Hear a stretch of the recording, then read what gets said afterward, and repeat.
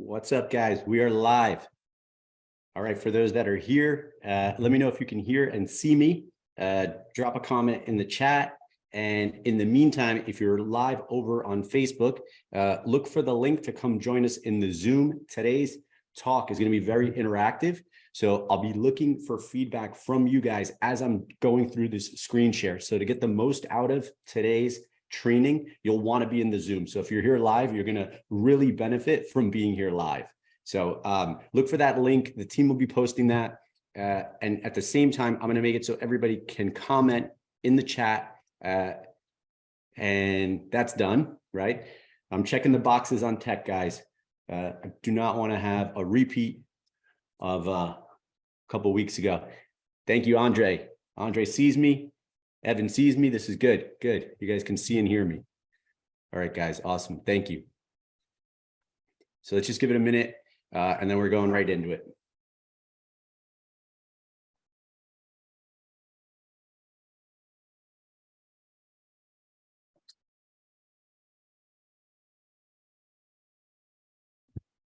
All right, folks. One thing, like I said, for those that are here live, if you're not here live, look for the link over in the Facebook post and come join us here in the Zoom in the chat. As I'm going through this exercise, as I'm going through my screen share, I'm going to look for engagement in the chat so I can go deeper on the things that you want me to go deeper on.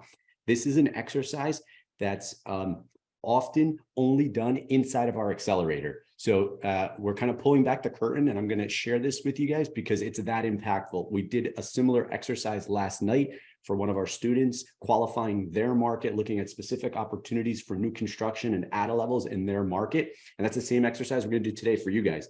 And I've already chosen a market I just went out and visited myself. And that's what's prompting that and a lot of questions we're getting from you guys about the qualify a market exercise.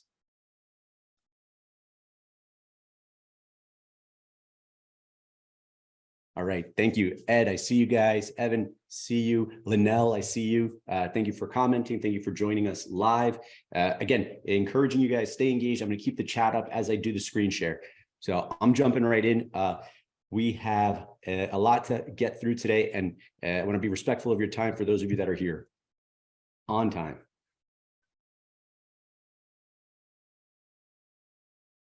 All right, we're right into it, guys. Okay, so you should be seeing a screen share. You should be seeing my my screen. Zillow's up. If you see that, just drop a comment. Let me know that you guys are seeing this before I jump into the screen share and go too much deeper.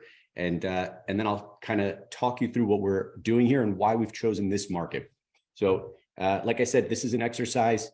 Thanks, Andre. Cool, man. Okay, you guys see it. Great. So here is an exercise, like I said, that's often reserved for our accelerator members. We do this for them. It's part of the onboarding process when they come in, and we talk specifically about their market. We qualify their market or a market around their market that they can farm with the ADA level addition, new construction strategy. So here's what we've posted in the back office in our ADA level accelerator private Facebook groups. You guys are getting visibility into this. And so it's College Park, just outside of Orlando, Florida. And I'm going to talk to you some more about why we're even going through this and why this place in particular. So we'll jump back to the Zillow. These are screenshots of what you're looking at here inside of Zillow. And what's prompted this was a trip I personally took, knowing that I was going to have a layover in Orlando, just long enough to get out of the airport, get a rental car, and go explore.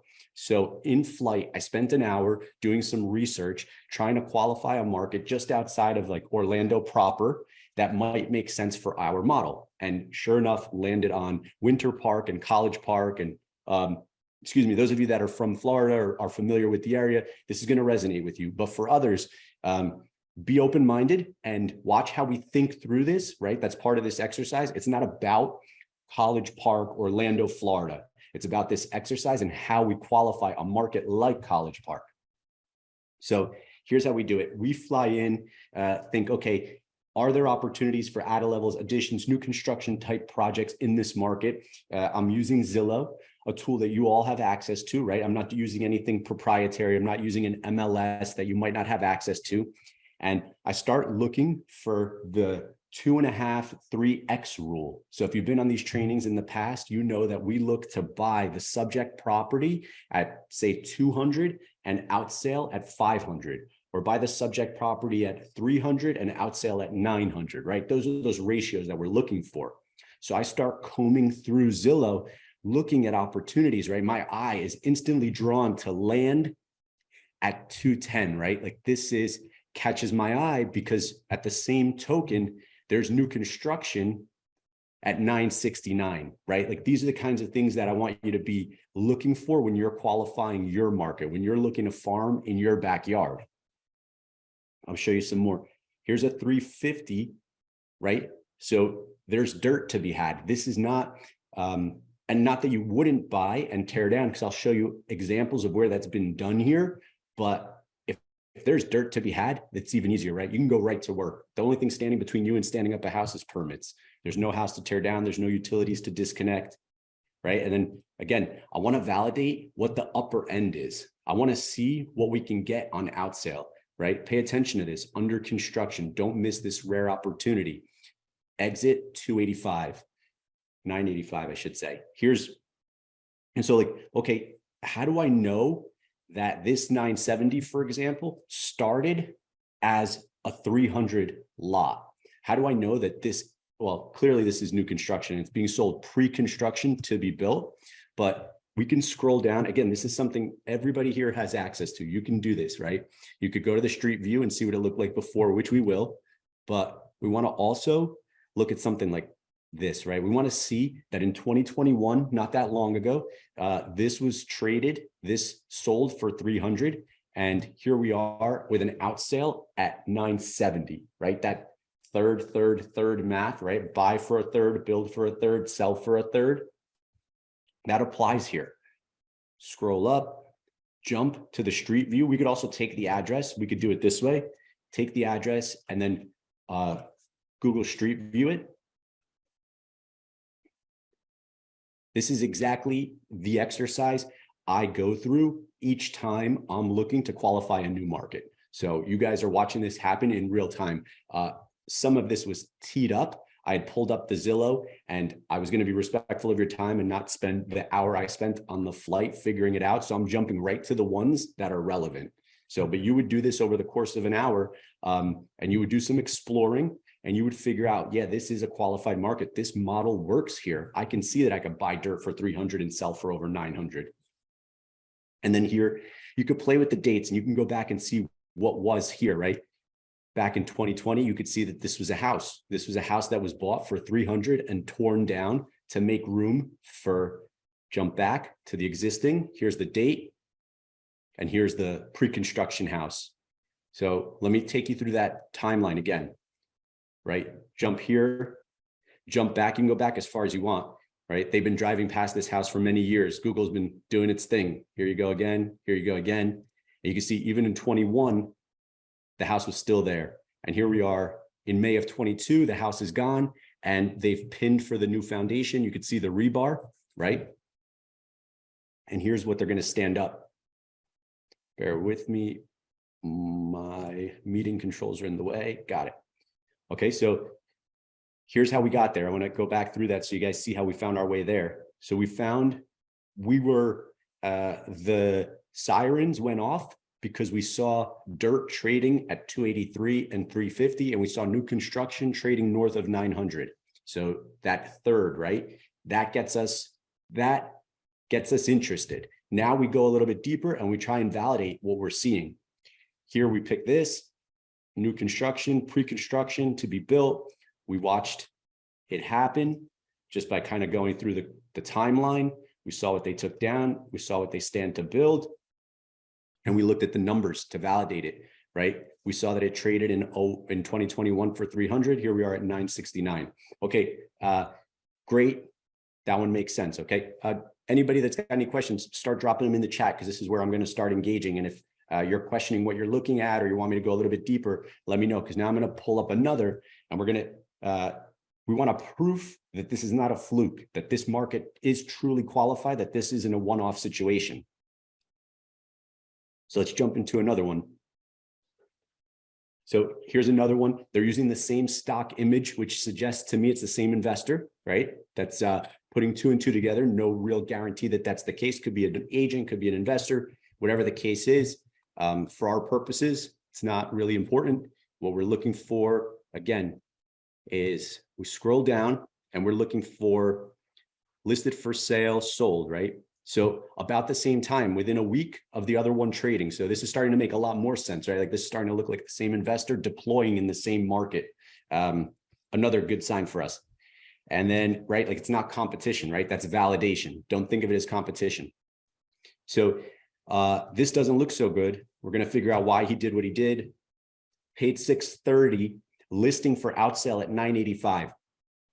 Clearly something's up, right? My instinct is telling me that this was a double lot, right? So 630 is really more like 315 per lot. That's starting to make more sense. The other one sold for 300 per lot. We sold 380. We saw 385. We saw 285. So let's go and see if that proofs itself out. So again, grab the address, simple, search for it. Here we are, and we can jump to the map and see what's going on. And there you have it, right? That validates what we thought to be true. It's a corner and there's two lots here. You can see the foundation for this one ready to go in, and this one, the site work's been done. So they're going to ultimately stand up two houses. So the same numbers that prove true here, pretty much prove true here, right? Instead of paying 300 for this and selling at 970, they're paying 315 and selling at 985. So hopefully you're starting to, this is starting to paint a picture for you. You're starting to get confidence that this market qualifies and that there's opportunities here to do new constructions and possibly add levels. What we're doing now is validating that this works for new construction, and we'll keep going, but I want to make sure that, do you look at the time on market, time listed for the built out properties? Yeah, it's a great question.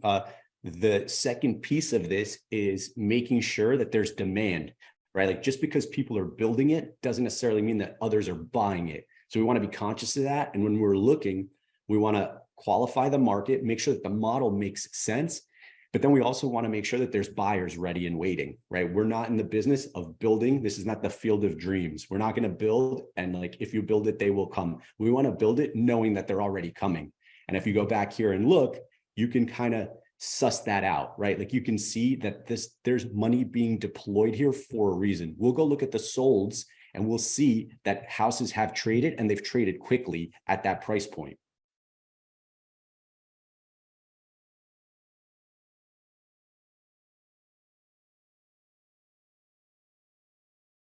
Not a new construction comp. Right, we're trying to see what days on market looks like for those, for the typical new construction comp that we're looking for. So we'll go and say, let's scrub this so it's not a mess. We're looking just for houses. And then let's look in that price range, because if we know we're going in at 300 and we're exiting at about 900, we can dial this in 850 to 1 million. That should clean this up enough where we can go back and look.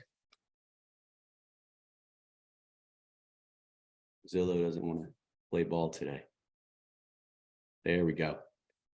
So now we can kind of find our way around and see what the days on market looks like in College Park for these types of projects.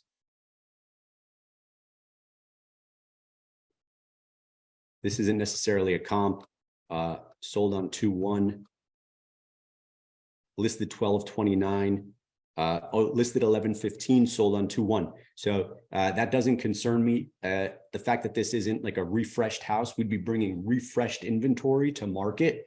But the fact that this isn't refreshed and this traded in a little over 2 months is a good sign. Let's see if we can find some others that help us get comfortable with what's going on here. Sold, this is dated. I wouldn't use this comp.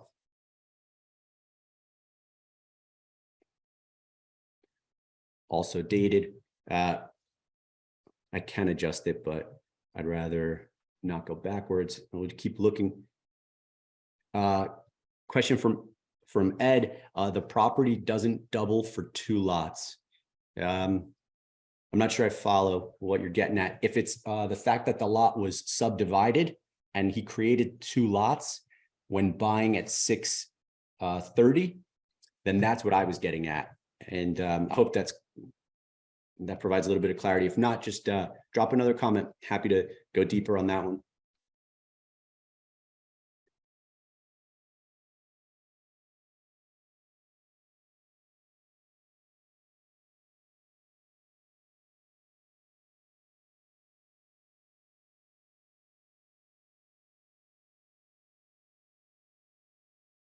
Listed 12/23/22, sold 2/21/23.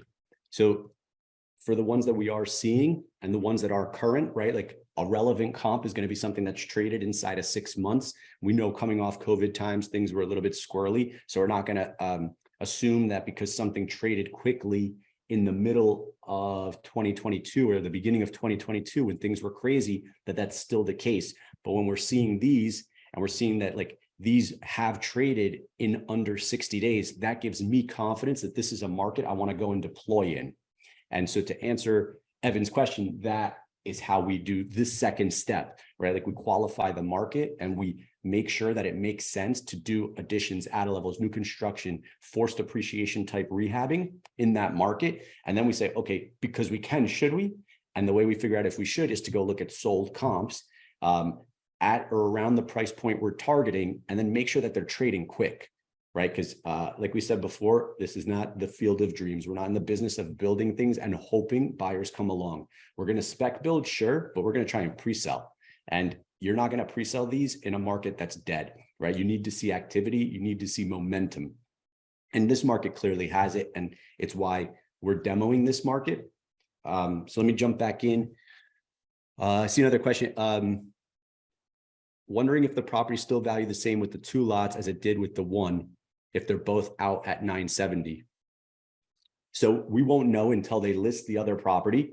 But my instinct is that if they were to build both in parallel, that they would list both at about the same price, or they would list one a little bit later at a higher price, right? Because you're creating your comps in scenarios like this. That's the other like kind of beauty of this model, is that if you're deploying, like this looks like it's one investor, right? We've just coincidentally chosen 3 properties that look like they're being stood up by the same company or investor. They're really controlling the comps. They're dictating what like the upper bound of the market will be. And so if the first one trades at 970, they've set that comp. Now the next one trades at 985, they've inched up a little bit. Before you know it, they'll be listing at $1 million, right? Like that's, and when you're doing them side by side, you just wouldn't list both at the same time, right? You would list one, you're ideally going to finish one out, cash that out, and then you'll be partway through the other. That's been our model when we've done it, but that also has a lot to do with availability of capital. Are you using in-house labor, right? Like if that's the case, and it's like, I've got a crew, you know, this could be an investor who's a GC as well. He could have 10 FTEs, right, that he needs to keep working all year round. And that could be part of the motivation for doing 2 side-by-sides at the same time. Just saying, listen, we've got the labor, we'll just dump materials on site and I'll just send labor there every day. And we're going to stand up both houses as quickly as possible. So I know it's a long-winded answer, Ed, but it's a good question. And hopefully that provides a little bit of clarity. Oop, I'm zooming out. We don't want to zoom out that far.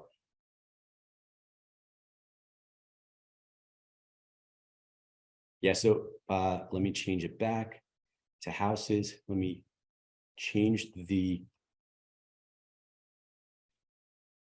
so now we want to like dial it in a little bit more.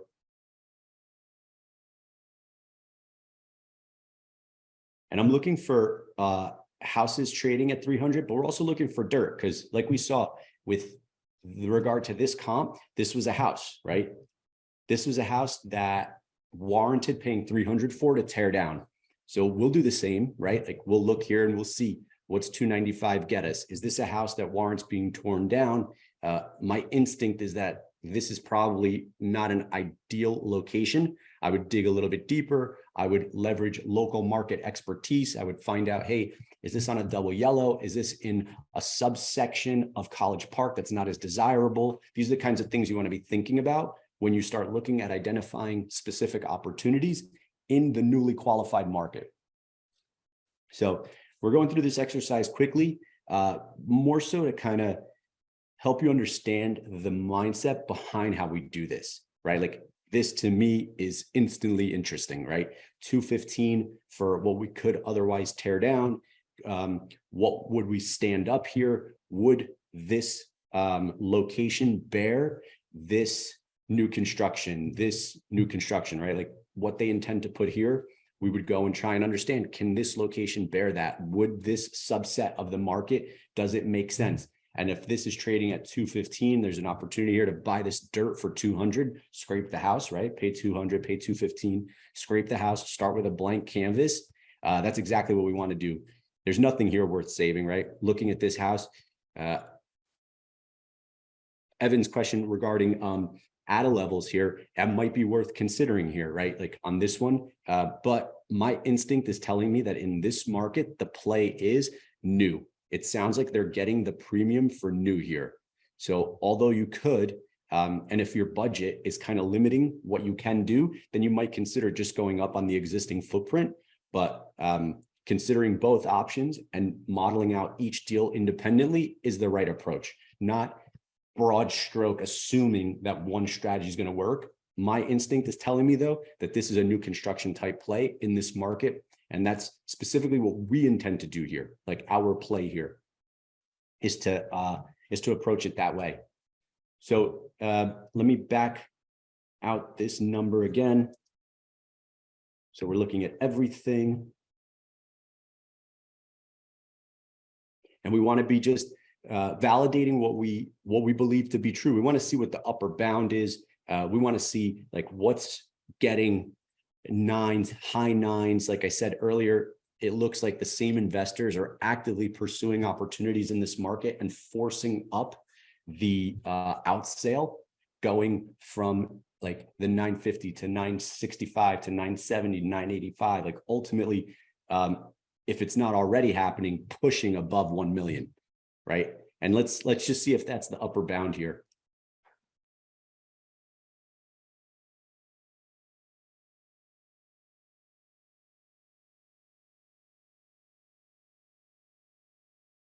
And so this isn't a comp. This isn't the type of house we would look to create. This is right. So there's a play here. 1.12 under construction. Here's the developer, right? Go looking at that investor, what's their play? How long have they been doing it? Do they have other inventory coming to market?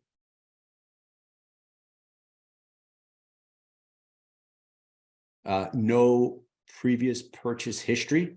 So that's always something interesting. Like it's not listed. Let's go to the map. Let's see what like the map tells us about it.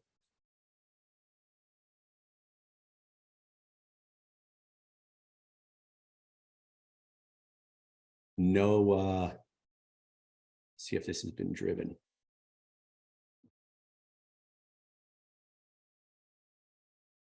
There we go. So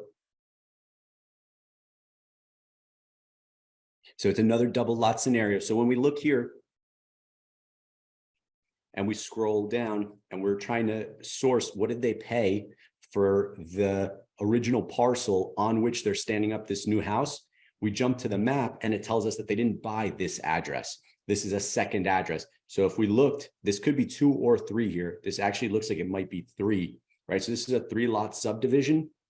They could have bought 827. They could have bought house number 821, 823, 825. So we would go back, we would do some more research and we would try and see what did they pay for this aggregation of lots, which was like at one time, likely one house on one lot. They bought it and they subdivided it, turning one opportunity into 2 or 3. My instinct is telling me there's 3 here. Yeah. And they'll probably do a curb cut, right? For those that are wondering, like, well, how are they going to stand up another house here in the center? They may be putting up one here where there's an existing driveway, and then they'll have to do a curb cut here and create a driveway for what'll be the third house. And so we could dig deeper. If we had more time, we would, and we would get more clarity on what's being done here. Again, look, this is not unlike the attic level. These are new constructions, but you see it's block through the first floor and then timber above, right? So that's what you could be doing. If you weren't doing new construction, you could be taking these block homes and going up over them, and they would look just like this before they were wrapped. A couple of questions. Are the numbers more forgiving on new construction? So what I would say is more forgiving on new construction is the timeline. Not the timeline, the efficiency with which the project is run. So you're going to pay more to do new construction. There's going to be more of a front end lift, but once you're in there swinging hammers, it's cleaner. So, and on the back end, you'll often get a premium for new construction over an add level, which is essentially an addition, a big renovation. So hopefully that answers the question. 931 Aaron Ave looks like it would qualify for new construction. Price 190. Yeah, let's take a quick look. Why wouldn't you build a house like that? That style. Okay, I'll go back to that. I think I know what specifically you were asking about, but let's take a look at Linnell's question. 931 Aaron Ave.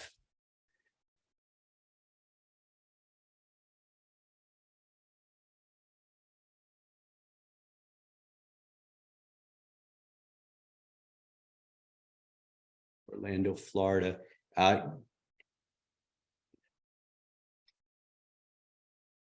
We buy land cash. These are our people. See? We love seeing that. Again, it's not competition, right? It's just, so this was straight land purchase. And it'd been sitting there forever, right? This was hiding in plain sight. This is what we talk about, hiding in plain sight. So if you can go back as far as May of 09, this was sitting there before someone finally did this. And looks like it qualifies as new construction, price 190K. Yeah, let's quickly look at it on Zillow, but I suspect you're right, Linnell. I don't love this, right? Like lawn art, people parking their cars in their front yards, to me is always a little suspect. So I would be careful here. I would make sure that I wasn't overbuilding for this pocket, for this specific neighborhood. But again, if they're buying at 190, they're not buying at 300. So that's kind of telling, right? Like we're not going to have to build a 900 house here. We probably wouldn't, because if you're going in at 190, your upside could be capped at 700. But let's quickly look.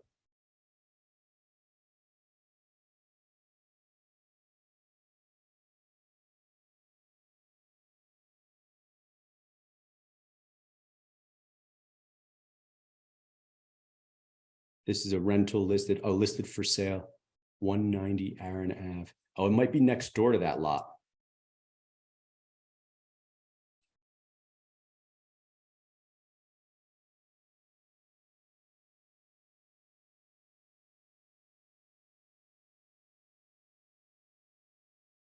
Let's see what happened there. I wound up on the wrong street altogether.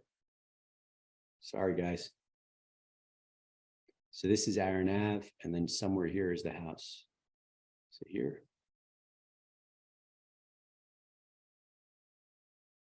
Or the other direction. Probably this way. Well, ultimately, when we find it, it's telling me something a little bit different than what we saw before. So when I go here, and this was listed as a rental, and now you could buy it for 190.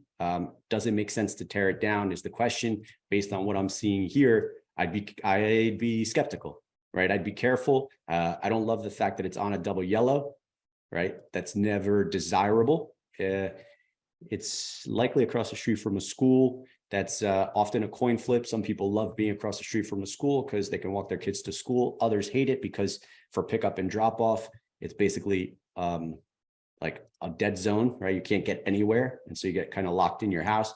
So there's a lot of factors to kind of take into account here. What I would do is see what the upper bound is of the market of this subset. What could it bear? And if I'm paying 190, am I going to justify going up over the existing house? Does it justify tearing it down? My instinct here, now realizing that we're actually on the different street, is probably no. James, how do you determine cost to build, and how do you find a builder in that area? Both questions you would answer with relationships, right? Like I would say you get access to an agent partner in that market who's got their finger on the pulse and can tell you what's trading. Like the question we're asking about this Aaron Ave opportunity right now, this question is better served for a local agent partner. Excuse me. Somebody who's in that market and is actively trading in that market, representing buyers and sellers, ideally some investors and some builders, right? And get a pulse check from them on what makes sense, what things are trading at. And they ought to be able to connect you with good GCs in the market. That is really going to be a testament to like who they roll with, right? A players roll with A players. And if you're working through a good agent who has contacts like that, then they'll facilitate that introduction. If they don't, then it's incumbent on you to go find that A player, tradesman, GC, builder, right? And there's a lot of ways to do that. We talk about that in itself is a whole nother like 30-minute training. And we talk about this all the time in our accelerator group. And so if you want to go deeper on that, James or anybody else, just comment accelerator and we'll reach out to you offline and we'll set something up where we can talk more about that. But it's essentially a relationship play. How we do it and where you go to source those relationships outside of the agent, like the agent partner relationship. That's like I said, it's a training all in of itself. But again, just be mindful that like you're going to want to roll with A players. You're going to want to find guys that are doing what you want to do at the level you want to do it at, in the market you want to do it in. So just kind of be mindful of that. So yeah, that's it, guys. Like, I hope this exercise was valuable. It starts here. It starts with us picking. Let me back out one last time. In fact, I'll just show it to you here. Right, like this is it. This is how we go through this exercise. We look at College Park. I start kind of opening out my circle as I'm in flight, flying into Orlando, knowing that I've got some downtime, figuring out like, hey, when I get there, I'm going to get a rental car and I want to go explore. Where do I want to go? I want to go where there's opportunities for us to deploy, where there's opportunities for added levels, additions, new constructions, forced appreciation type rehabs. So I dig in a little bit deeper. I start looking at this. I start seeing the same things you all just saw. Dirt for 210, dirt for 350, new constructions at 995, 969, 985, right? Like all that is speaking to me and it's starting to tell a story. I go out, take my rental car, take my coffee, drive 15 minutes into like College Park and Winter Park. We didn't even get to Winter Park, but that's another market. And I validate what I saw in flight. I say, okay, this is what I thought it was. Next step is agent partner, somebody there, boots on the ground, someone who knows the nuances of this market that we can lean on to help source opportunities, to help make introductions, right? And that's exactly what we're doing in this very market. So this is very much real tactical and practical application of this strategy, right? This is not theory. This is not abstract theoretical. We're doing this. And so you guys are getting a firsthand look into the building of a new business, essentially. So I hope that that's helpful. Let me see if I can back out of the screen share. This has been, I know this was heavy and we went quick. I want to try and get this in under 30 minutes. We often only have 30 minutes on these calls, but for those that, and so let me see, I can see some hand raises in the Q&A. And I'm not sure why those folks can't just comment in the chat. If you can, just drop your questions in the chat. Otherwise, it looks like they may be getting held up in the hand raise, or maybe they're just raising their hand because that's like, amen, like this strategy works, and that's just a hand throw. If so, I'm with you on that. All right, guys. Thanks for tuning in. I know this was quick. This was dense. It'll be saved for posterity in the Facebook group. You're welcome to go there, watch it back. I encourage you actually to watch it back and pause it, and then have whether it's this market or a market you're actively pursuing, open on another desk, on another screen, on another browser window, and be doing this exercise. Be clicking on 931 Aaron Ave in whatever market you're trying to qualify, and then be digging deep, then be scrolling down and looking at what they paid, look at what they're listing for. Are they doing the pre-sale model? Are there renderings attached to it, right? Like what are things trading for, and how long are they sitting on the market before they trade? So do this exercise, right? And comment below if you're doing this in your market, what you're finding, right? If your market is qualified, drop a comment below. If for those of you that are watching this later in the Facebook, I'd be curious to see. And then happy to do exercises like this again, if this was valuable. So let us know if you enjoyed this training. Again, happy Wednesday. Thanks for being on. We're trying these new times, doing these midday on Wednesdays, as opposed to 6 o'clock when a lot of people are trying to eat with their families. So thank you guys again. And drop a comment below. Happy to engage with you if you want to go deeper on the accelerator, how you source the tradesman, a lot of those questions that we don't have time to get to today. Just leave a comment off to the side and someone from the team will reach out to you guys. All right, guys, have a great day and crush the balance of this week. See you soon.